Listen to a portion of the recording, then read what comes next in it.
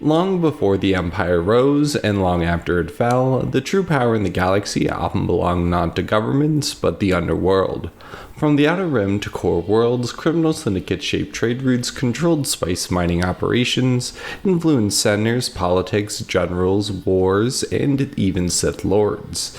The Hutt's empire stretched across entire sectors, enforcing their will with bounty hunters and mercenaries, and the Black Sun operated like a shadow corporation, manipulating politics and military conflicts from behind closed doors, and the Pykes dominated the spice trade and carved out territories no Republic law could touch, and Crimson Dawn was born in secrecy and rose to command an alliance of smugglers, assassins, and enforcers under the guidance of the galaxy's most ruthless mind. And these syndicates didn't just survive galactic wars, they thrived in them. Wherever the Republic weakened, the Empire tightened its grip, the underworld stepped in, filling power vacuums with spice, weapons, information, and fear. And as stated before, there are 4 main criminal syndicates across Star Wars in different eras, and that is the Pykes, the Black Sun, the Hutts, and Crimson Dawn. And you're probably wondering what each of them do.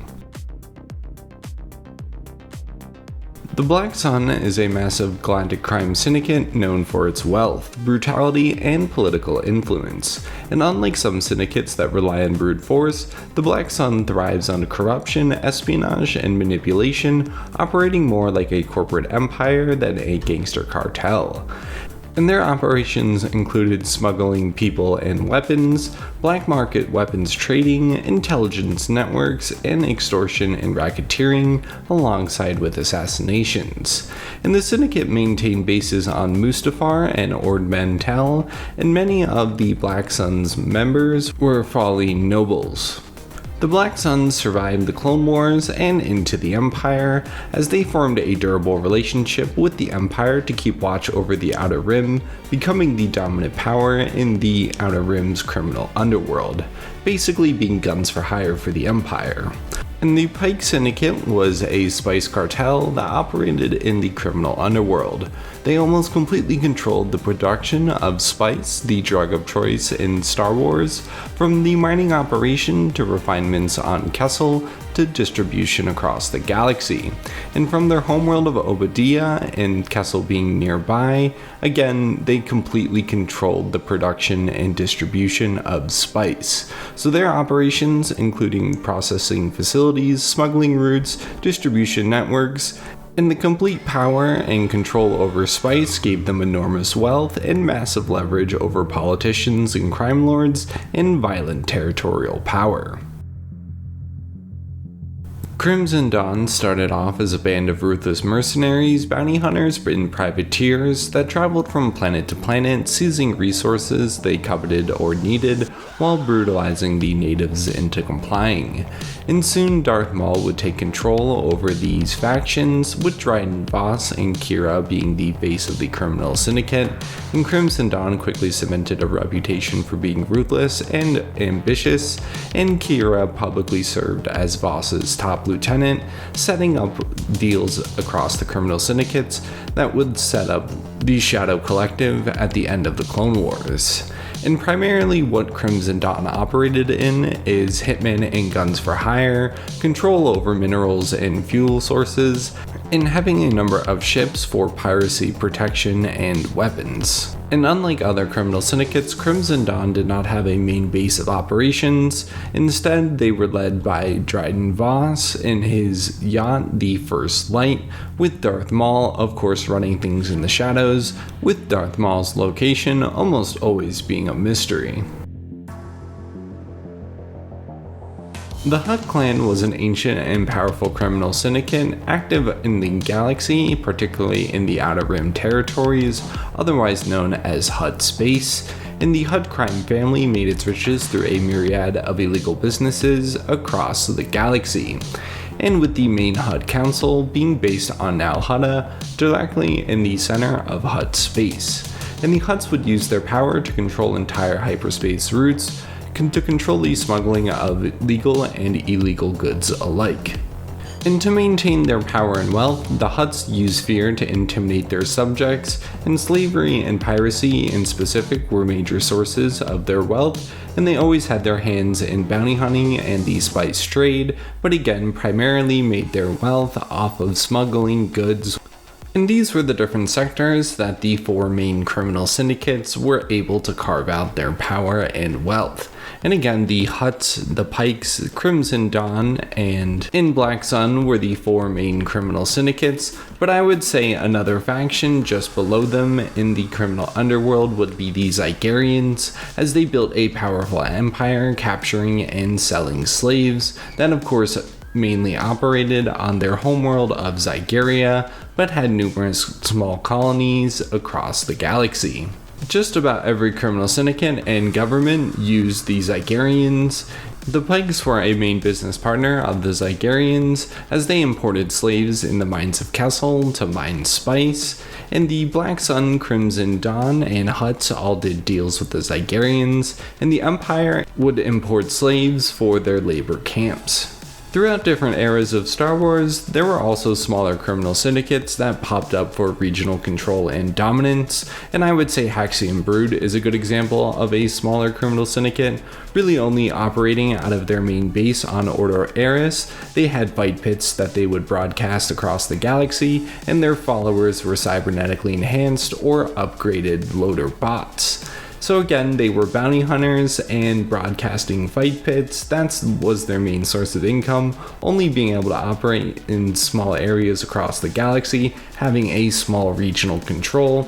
Similar to them, I would say, is the Pirate Kingdom, only really having a couple main hotspots like Borgo Prime that were pirate safe havens with spaceports, and individual ships that could raid supply lines and conquer small planets, spaceports, and cities, but weren't really a unified faction altogether, unlike the Ashiga clan, which was a powerful dynasty that had a hive mind to serve their queen, and they had planetary control over Kijimi and were looking to expand their reach in the era of the Empire.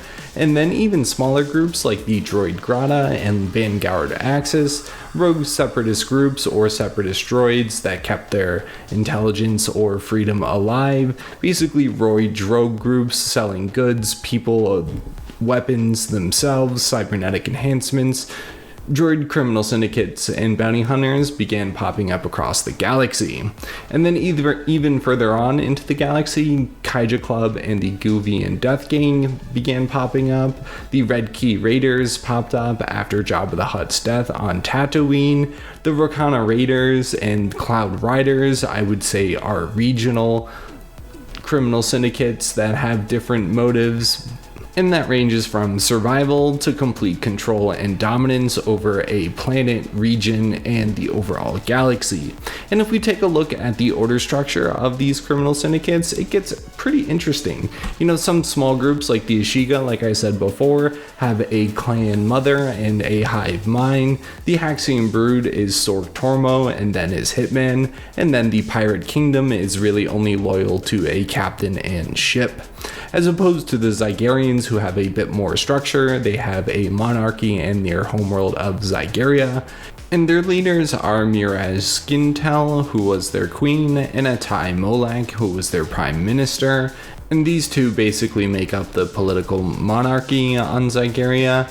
And then individual slavers like Darth Snar, Madal, and Rainey have power when they can seize control over a small town or city and enslave locals. Basically, if they have a ship to transport slaves, they are in part of the Zygerian slave empire.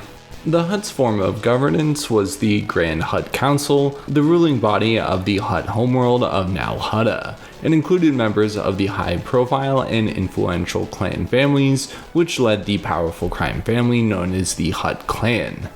And they would hold their meetings in Gardula, the Hutt's palace, and their members included Marlo, Gorga, Aruk, Oruba, and Jabba the Hutt, and of course there were other Hutt members like the cousins Zero, Gracchus, and Grota.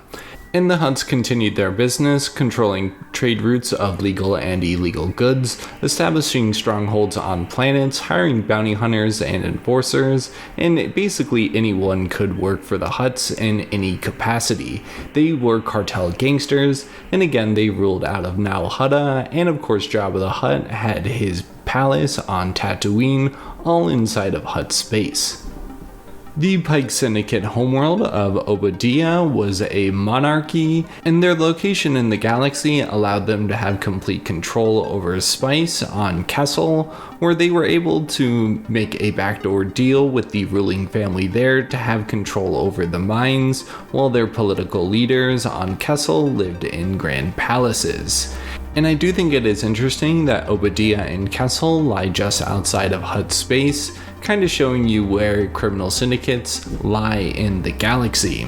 And some of the leaders of the Pykes included Loam Pike and Marge Krim. They were the monarchical leaders of the Pykes. And then when you go to individual planets and cities, you can see regional bosses like Gorak. And then of course, because Pykes do have complete control over spice, they have runners and hitmen and sentinels to watch guard over the control over spice. And like I said, with control over spice, they also did a lot of deals with the Zygarians, so Zygarian slavers would often act as overseers on Kessel, so the Pykes are able to carve out their region of the galaxy and expand out further.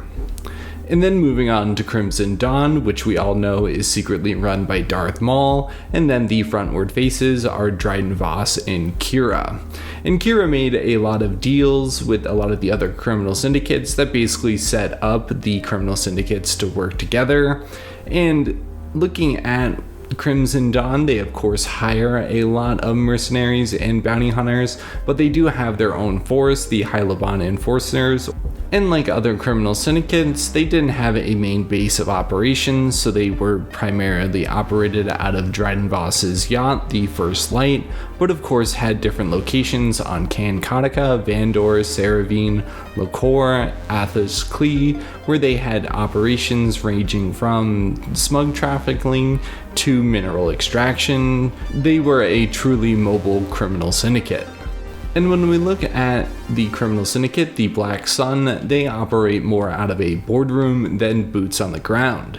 And they had their ruling council, which was mainly a cabal of Falleen nobles that operated out of a fortress located on Mustafar, and like I said before, they also had locations on Ord Mantell, and their leaders included Zamit Gransut and Zaiton Mords, and they had their own hitman and security forces, the Black Sun Guard, which were able to basically enforce the wills of the boardroom. And what the Black Sun basically did is supplying weapons and soldiers to different conflicts throughout the Clone Wars, and into the Empire, they acted more as security forces, so they made their money off of backdoor corruption throughout the Republic and the Empire.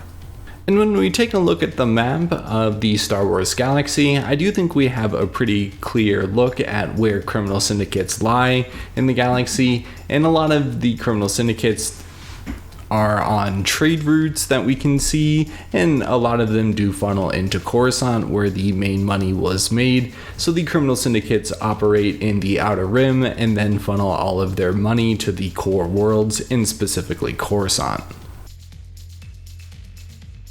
And the criminal syndicates were so powerful that even the Empire made its own criminal syndicate in an attempt to infiltrate the criminal underworld. Zarek Besh was run by Slero Barsha, but he was secretly an agent for the ISB, looking into the Hutts, Pikes, Crimson Dawn, and the Black Sun. But of course, as criminal syndicates go, a lot of the criminal syndicates that operated with Zarek Besh, the front for the ISB, most of them just continued business as normal and just looked at Zarek Besh as another smaller criminal syndicate that they have to work with.